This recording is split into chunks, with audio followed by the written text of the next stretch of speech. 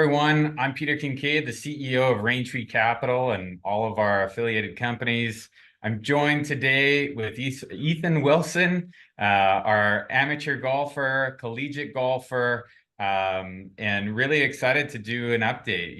We've done an initial interview learning a little bit about Ethan, and now we're going to get into his first year playing for Illinois. So welcome, Ethan. How are you doing this morning? I'm doing great. Thanks for having me. It's good to be back and catching up. Awesome. And I see you're back at home, I think, right? Yeah. So I got back a couple weeks ago, and it's nice to be back home with the family, some friends, golfing at the home course. So, yeah, really good to be back. And watching the Oilers maybe win That's a right. few That's most games. importantly watching the Oilers. So, Ethan, where we left off was, you made the decision to go to Illinois. Um, let's get into what your experience playing collegiate golf, being at the university was like, that sort of thing. Maybe walk us back to the first week or two getting on campus. What was your experience like getting on campus, meeting your teammates, meeting your coach? Can you just kind of walk us through those early first couple of weeks? Yeah, for sure. It was for sure stressful, lots going on, trying to figure out classes and where I'm going when I got there. But the team welcomed me and it was awesome. Coach Small was amazing with everything. You could just send him a text and he'll tell you exactly what to do. The resources at the university are pretty unreal. So we're pretty lucky as student athletes, don't have to worry too much. They handle everything for us. Um, but yeah, the first 2 weeks were cool getting to know the guys. All friends for life now, and we ended up having a pretty good year. So yeah, those first weeks were I felt like I was right where I belong, and I knew that it was going to be an awesome experience and an unreal year, which it was in the end. Yeah. Did you stay at student residences? Yeah, so as a freshman you have to stay in the dorms, and so I roomed with another freshman golfer, Max.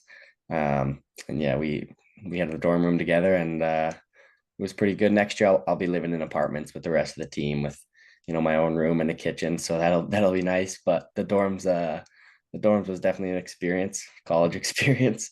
Yeah, I bet. I bet. And so you get on campus, do you start training right away?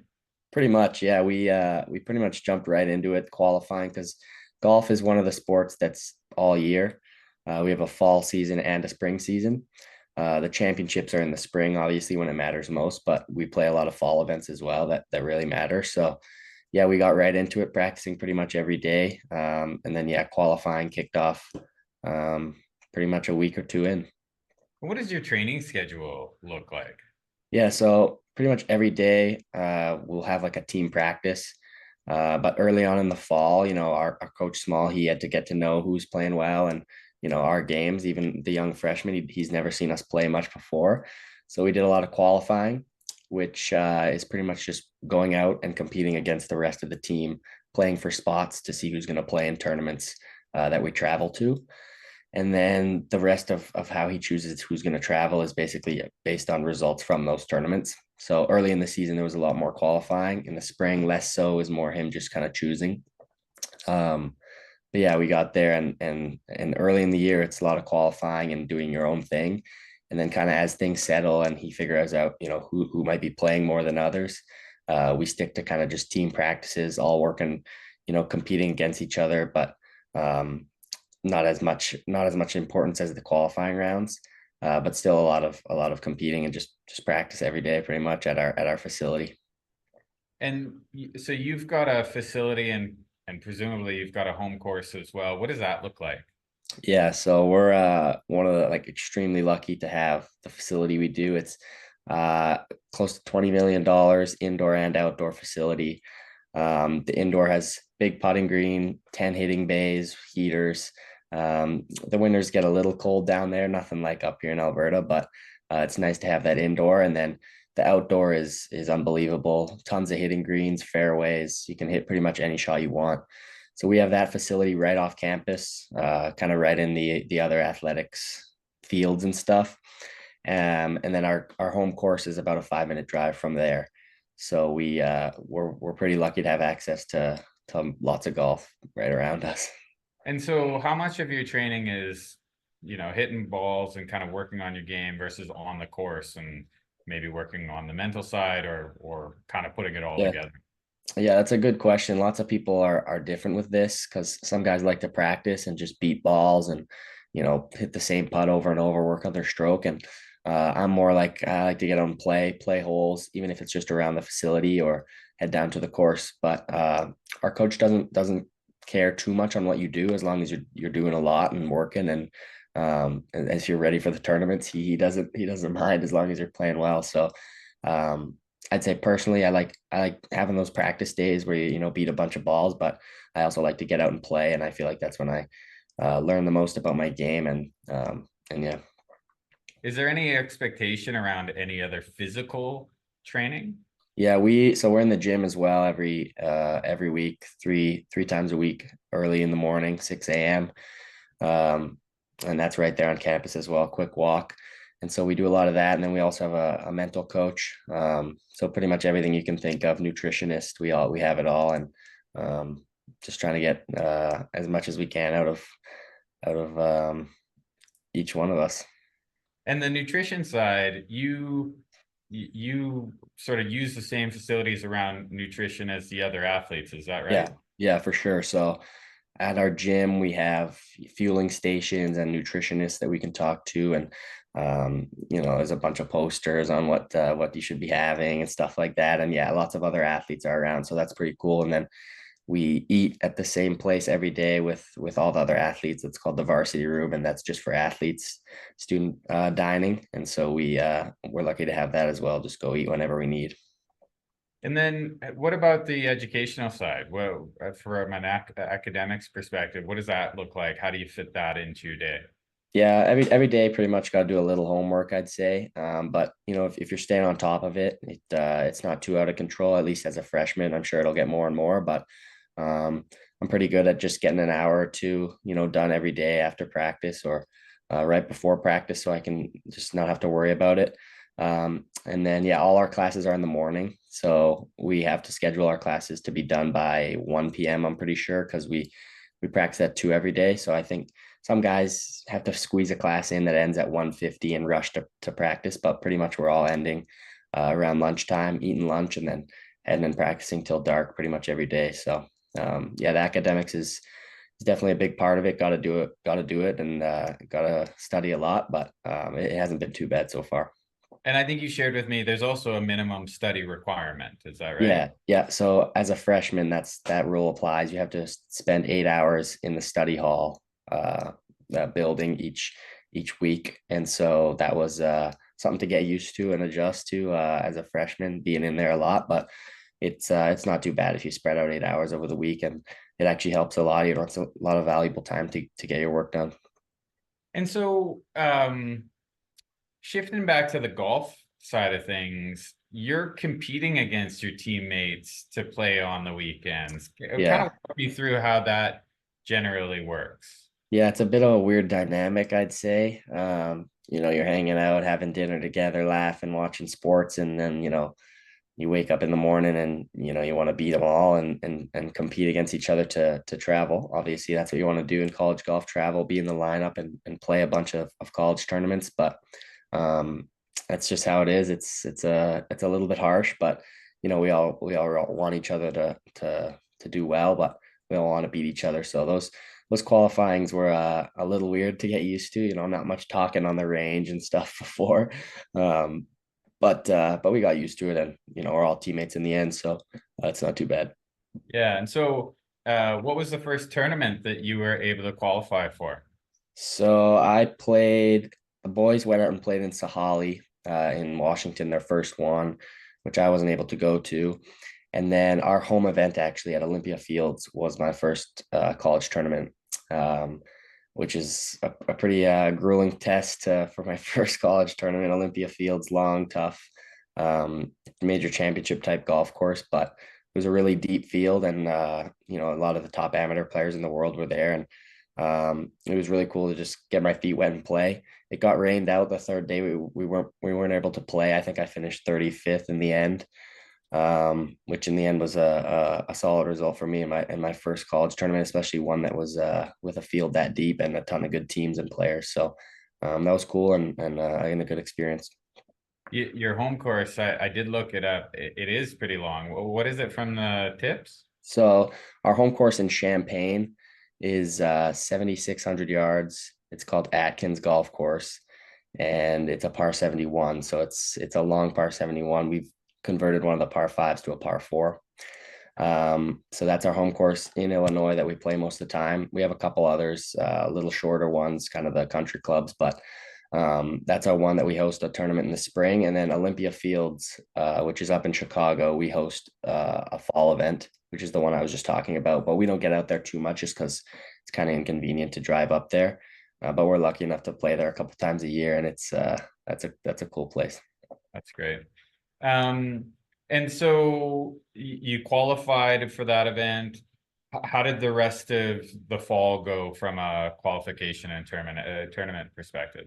Yeah, so after that, we qualified maybe only a couple more times. 4 round qualifiers, and there's 3 exemptions for the top 3 guys, and then coach picks the rest. That's kind of how it goes with the qualifying.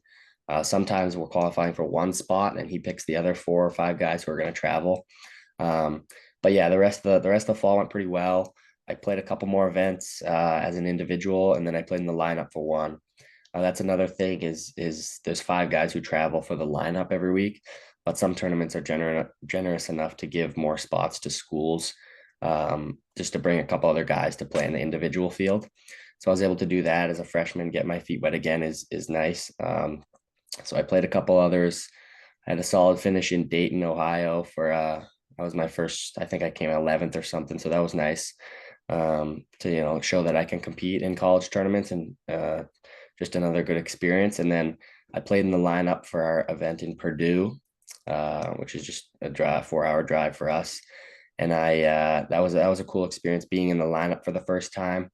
Feeling with the coaches there helping, and the guys in front of you and behind you, waving to them like and making birdies. It's a more of a team game, the college golf. So it was cool to do that. But yeah, the rest of the fall went pretty well. And getting into your first kind of half season, were you intimidated? Do you feel confident about sort of your ability to compete? Being the Canadian kid going down and playing against all those US players, how did that all feel? Yeah, a little bit of both, I'd say. Definitely nervous, intimidated. It's a different step in my golf career. It's not junior golf anymore. Courses are longer, harder. The fields are way better. And yeah, most guys are older because you're a freshman, you don't play a ton, and lots of Yeah. seniors that I'm playing with and stuff like that. So definitely a little nervous, anxious, but I loved it, and I know I can compete with those guys and beat them, and so I just thought it was an awesome opportunity playing and learning, and I'll only get better from here on. So then you headed into the Christmas break, I guess, and picked it back Mhm. up in January, February. How does that work? Yeah, late January, we pretty much we started kicking it back up. Obviously, the whole off season until we went home for Christmas, we were indoors, obviously practicing a lot. You can't get out and play with the weather tons. So a ton of practice, and gets dark a little earlier. So the days are cut short a bit, but it's kind of nice to have that off time, bear down on your school, get the first semester done. Um, and then, yeah, I came home for Christmas, and then went back, and yeah, we got started up late January on a like a practice trip to Florida just to go out and play. And then, yeah, this spring season started up, which yeah, was cool. So how did your spring season go? It was good. I played quite a bit. I'd say more than I was expecting, honestly, as a freshman, which is really nice. I got in the lineup and played quite a few events in the lineup all the way to our conference championships.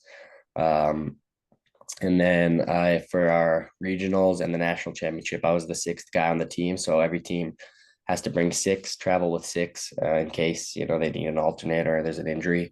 So I was that guy this year, which was a little unfortunate. I wish I was playing in the lineup, but as a freshman, it's okay. I get to see it from a different lens and kind of I took it for the best and thought this is a good experience to see what it's going to be like next year being in the lineup and just watch how the best players operate in college and how to win. So yeah, I think it was in the long run, I think it'll be for the best that I was got to see it from a different lens. And then obviously next year and my last 2 years, I'll hopefully be in there playing. What for as you know, in playing a supporting role, what if anything did you find you could do to support your teammates as they went through the finals? Yeah, so at regionals we were going in, we'd had a decent year. We weren't anything special, but we were kind of in a good spot to go on a postseason run. And that was our goal, obviously, make it to match play at the national championship and try to win a national championship. Um, so our regional was at Stanford, obviously a really strong field. The regionals are the best teams in the country. And we yeah, I was kind of just the vibes guy, keeping the vibes high, saying what's up to the boys as they pass nine, or hey, we're doing good, we're in a good spot, or hey, let's pick it up. And yeah, we played really well there and won the regional and then went to the national championship with a little momentum. And yeah, just my job was kind of, keep the vibes up, be ready, obviously, in case I needed to go in. So I'd practice in the mornings when they tee off and then go watch their back nines and whatnot. And yeah, we played good at the national championship again, made it to match play. Unfortunately, lost in the quarterfinals, but yeah, it was a pretty good run. What what so you lost in the quarterfinals. You know, what do you think set other teams apart, or what do you think sort of happened there? Yeah, so it's funny because the national championship is stroke play for 4 rounds and then switches to match play. And it's a completely different game all year. We've been training to be a good stroke play team. Every team is because that's what college golf is, stroke play events. Obviously you count 4 out of 5 scores every day, and you have to find ways to grind it out, and your drop score needs to be only 1 or 2 over. And it's funny that we went to the national championship and we pretty much dominated the stroke play portion, and we were the number 1 seed going into match play, playing Georgia Tech, who were the eighth team. And it just is a totally different ball game. Match play, you got to change your mindset to more of a tennis match. And it's kind of hard to do that when you've just been playing stroke play for the last year. And so yeah, I don't know. I think we came out ready. We were in a good spot in the match. We were up in most of our matches and looking okay, and obviously confident that we were going to get it done. And then just a couple silly mistakes, and matches can flip on their heads super fast. And they got a little mojo, and you could kind of feel it throughout the course. They were, starting to feel the energy come, and then just like that, it was pretty much over. We lost 3-2 to them, and that was it. That was it. We were sent home. Yeah, tough result. So maybe looking at the spring, what do you felt like were the highlights of the spring for yourself? I'd say my biggest highlight was probably the tournament we went up and played in Oregon, the Duck Invitational, Oregon Ducks tournament. I cracked the lineup for the first time in the spring. I had played good in Sea Island in an individual event, like I talked about being an individual. So I played good, and coach had trusted me and put me in the lineup for that Oregon one. And just 5 of us went, so there was no individuals. That was the lineup we were riding with that week, and I played really good. Had my first college top 10, and counted, I think, all 3 days and my score. And um, we won the tournament as the team. We had 3 guys in the top 10, including me. And so that was really cool to see. That was a pretty good field that I could compete and be like near the top of the leaderboard on the last round, and feel how it feels to have that energy with the team when we're winning and playing well out there. And that's a big part of it, is not just playing good golf, but being out there with your team, waving back to each other when you make birdies, or hey, let's go, fist bumps when you pass each other and stuff. So that was cool to be really involved that week and play a big role in winning that tournament. Yeah, congratulations. That's awesome. Um, in terms of your overall development through the year, you big part of going to Illinois was Coach Small. What did he teach you over the year? What do you think were some of the things that you took away from the year that he really helped you with? Too many things to even list off, but he's the best thing about Coach Small is he's been through it himself. He's been to the highest level, played in the biggest events, major championships, and so he knows what it takes and knows how guys play well and knows how, when they're struggling, what's going on. And I'd say physically, obviously, I got quite a bit better swing wise. We worked a lot on my golf swing, short game technique. He's big into the short game and getting everything up and down. And so, my time that I practiced short game went way up.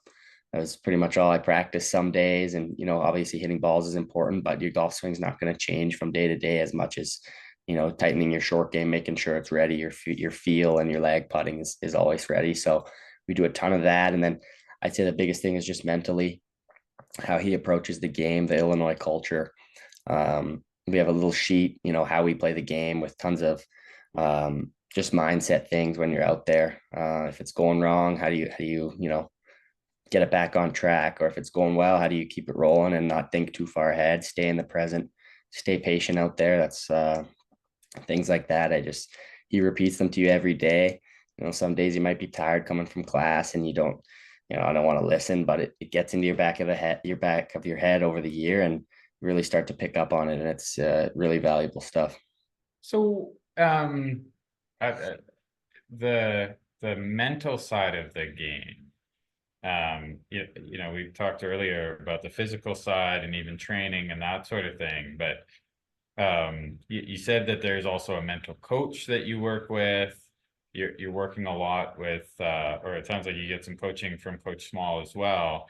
Um, how, like, how, and I don't know whether you can sort of quantify this, but sort of heading into the season or before the season, what would have been those things that you really felt like you developed from a mental side in the game this year? Yeah, I kind of touched on it. I'd say the biggest thing that he tells us every day and is just stay in the present. The days that get out of hand out on the golf course, you can feel it happening. You're thinking of your score too much, or okay, if I make par here, what am I at? And if you just stay in the present and hit the shot in front of you as best as you can, um, usually you'll add them up and it'll be lower than normal. So things like that is the biggest things I learned. Obviously, as a junior golfer, you're a little more immature and just kind of counting your score and watching the other guys. And but when you get to college, it's a lot about playing your game. Obviously, the team, you want to know how the team's doing, but focus on your shot in front of you and stay in the present. And usually that's how we play the best, at least at Illinois. And then, what about course strategy? I mean, one of the things that really sets the pros apart, I think, from amateurs is their ability to navigate. Like, you're playing some of the most challenging golf courses on earth, really, some weekends. Does he help with that? Do you talk as a team Yeah. before you play about that? How much do you go into a course with a plan versus just sort of playing to what maybe the conditions are sort of opening up to you, or you're seeing visually as you sort of learn a course? Yeah, that's a huge part of what he does and what we do leading into tournaments. Once we kind of establish the lineup, we'll do obviously team practices with everybody, even the guys who aren't traveling. And depends the course that we're going to. We got to hit a lot of fairways at this place, so we'll do fairway games, competing, and if you lose, you have to do our Versa climber, which is like a little workout thing we have at the facility for when you lose. If the greens are small, we'll do a lot of ball striking. If the greens are tricky around the green, we'll do short game, lag putting. So a ton of stuff at the facility. That's the beauty of it. We can practice all those things before we go, and then obviously when we go, the practice round is a huge day. Coach really makes it an important day, and we should bear down and learn the golf course, do the work now, so we can go and play later, and just play the course. And we'll have a game plan. We walk through every hole. What's best to hit off the tee for some guys? It might be different club and yeah, just kind of how to attack the golf course as a team. Obviously individually, but as a team, we'll know when some guys can take advantage of holes, and I'll take advantage of this one. It sets up better for me, things like that. So, and then obviously the work we did back at the facility just bleeds in, and yeah, we go out and compete as prepared as possible. Now, you're into summer, you're back home. What does your summer look like? Do you stay training? Do you continue to compete? What's your summer going to look like? Yeah, both obviously train every day pretty much. head out to the Glendale practice, chip, putt, hit balls, play as much as I can, just stay playing. And then, yeah, I'll compete. I think I'm playing in 5 or 6 tournaments this summer, just elite amateur events throughout the US and here in Canada. So I already played one in Arizona, the Southwestern Amateur, and it went pretty well. I shot 8 under for 4 days, came seventh. So nice top 10 to start Oh, start yeah. the summer off. And then I'm actually heading to Pinehurst, North Carolina tomorrow for the North and South Amateur, which is a big elite amateur event.